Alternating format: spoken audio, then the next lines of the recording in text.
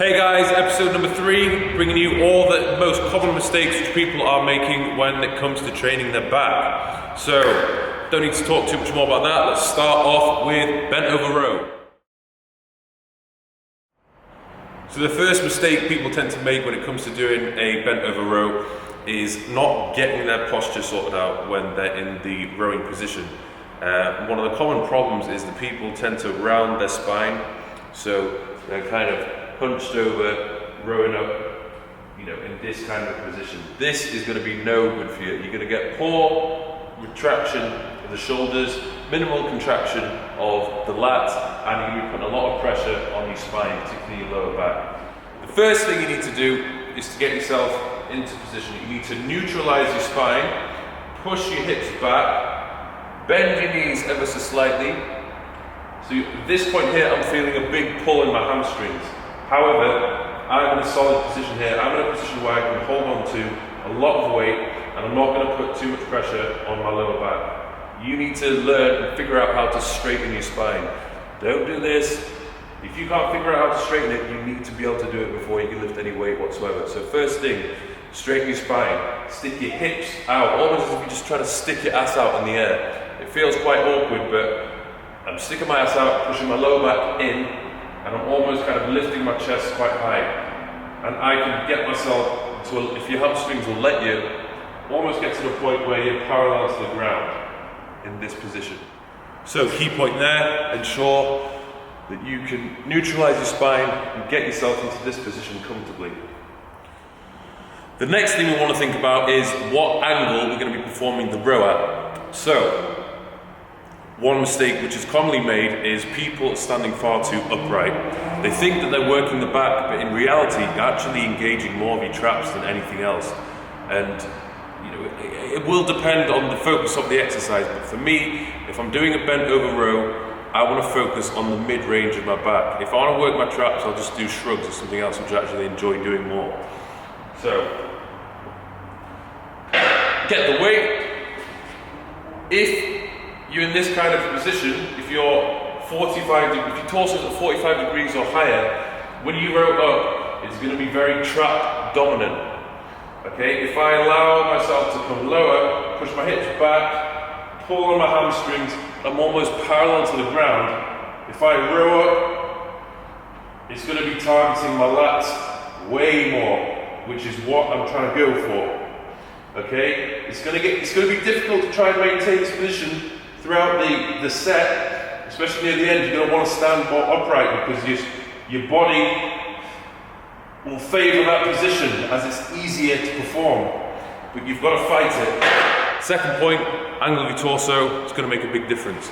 If you're standing in this position upright, as I bring the weight up, bring it to my top abdominal or my sternum, it's going to get a lot of my trap involved. If I lean forward more, so I'm almost parallel to the ground, and pull that weight to my top abdominal muscle, I'm really going to target my lats.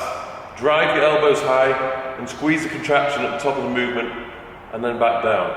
When it comes to performing any kind of rowing movement, you need to ensure that you're actually retracting your shoulder blades and engaging your back muscles. That's the whole purpose of the exercise.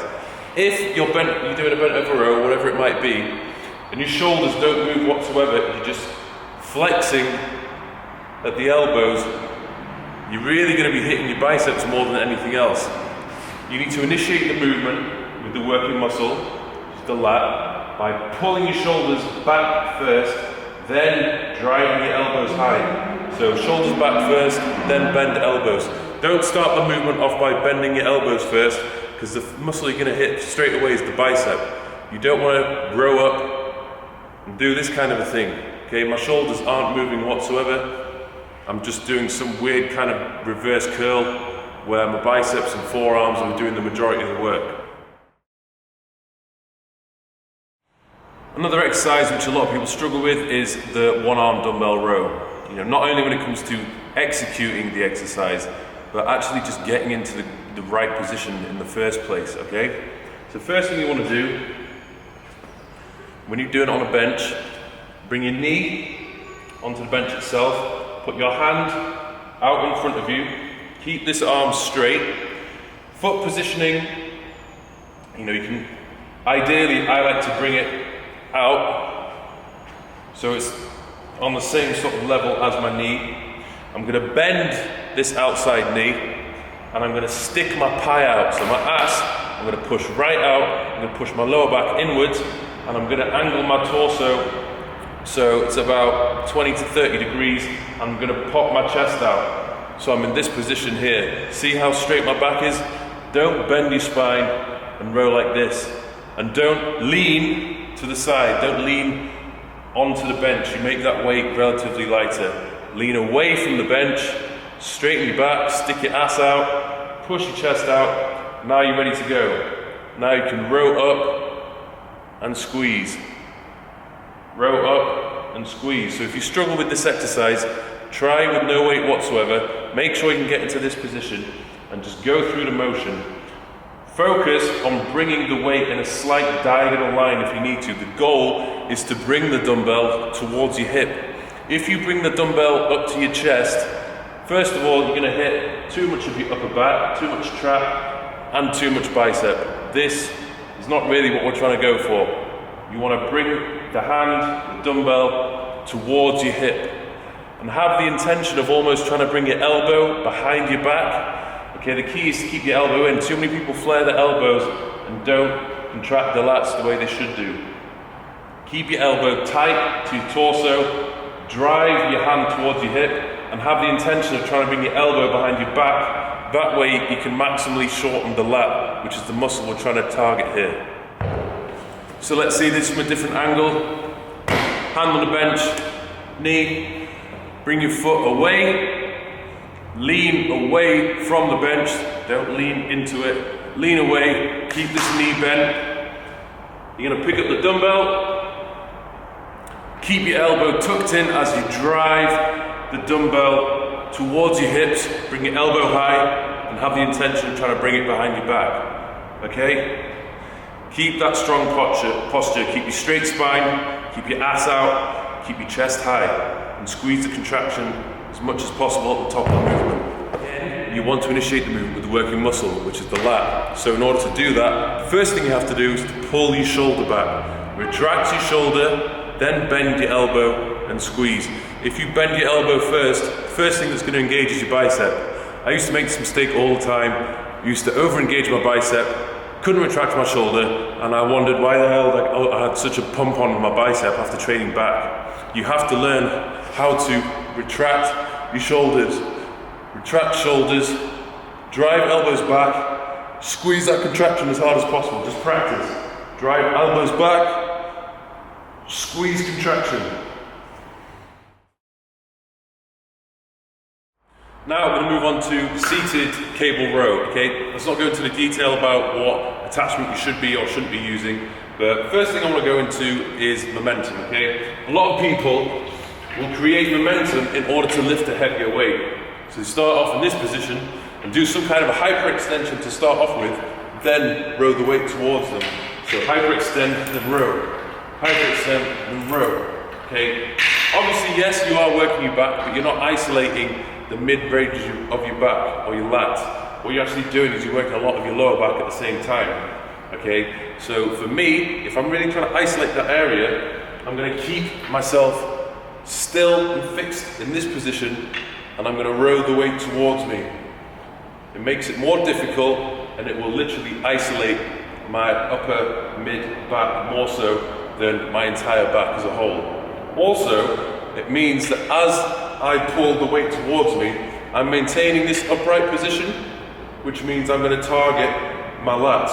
A lot more so than, say for example, if I were to do the thing before, where if I were to pull back, end up in this position here, I'm actually going to be hitting way more of my traps than anything else.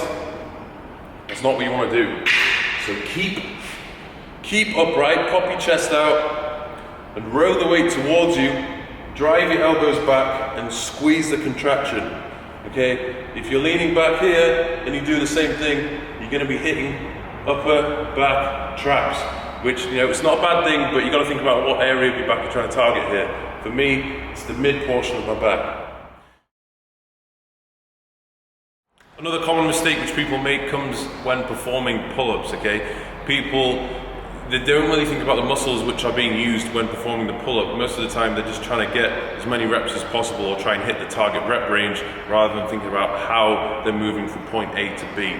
So what you're going to see is a lot of people, when pulling themselves up, they will bend their spine and end up in this kind of hunched position. There's no way you can shorten your lat when you're in this position at the top of the rep. You need to push your lower back in, pop your chest out. As you pull yourself up, you want to finish this position here so you can actually shorten the lat and contract the muscle. It's going to vary from person to person based upon your flexibility, your range of motion and so forth, but you need to find that perfect range for you in order to hit your lats. Okay, so I'll show you an example. So what a lot of people will do, naturally, they'll pull themselves up, but at the top of the movement, they'll hunch forward and finish in this position here. Most of the tension is placed in my biceps. Okay, it's not hitting my lats whatsoever. What I need to do is push my chest forward, keep my back almost arced backwards, pull up, and imagine you're trying to bring your chest to the bar. So this is the final position I'm in. By doing that, I can actually retract my shoulders and contract my lats successfully. So, just so you can see that again, this is not how to do it.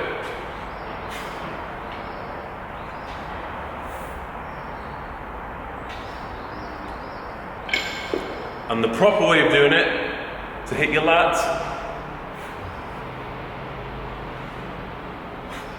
okay, it's much harder. And since we're on the topic of pull-ups, we'll talk about what you do at the bottom as well. A lot of people, they only perform half a rep. So let's look at this, for example. Doing it the right way, but only doing half a rep. Coming down, and then just pulling up again. Down, up again. What you want to do is lengthen your lats at the bottom of the movement and almost double the range. So do this instead. All the way down, stretch the lat, and then pull yourself up, retract your shoulders, and squeeze. All the way down to the bottom, straighten the arms, pull up, and squeeze. Don't get lazy, don't do half reps. You want to do full ones. It doesn't matter if you can't pull yourself all the way up to the top, that's not what we're trying to achieve. We're trying to retract the shoulder and shorten the lat. Next, we're going to go on to lat pull down. I'm using a slightly different version of the exercise because of the equipment we've got here, but the principles still apply. So a common mistake people make is they'll drive the weight down, but at the bottom of the movement, they'll rotate their shoulders, and instead of their hands being above their elbows, it comes forward, and they're just trying to bring the weight as far down as possible. When you do this, tension on your lats, and then move it away onto shoulders. It's not something you want to do.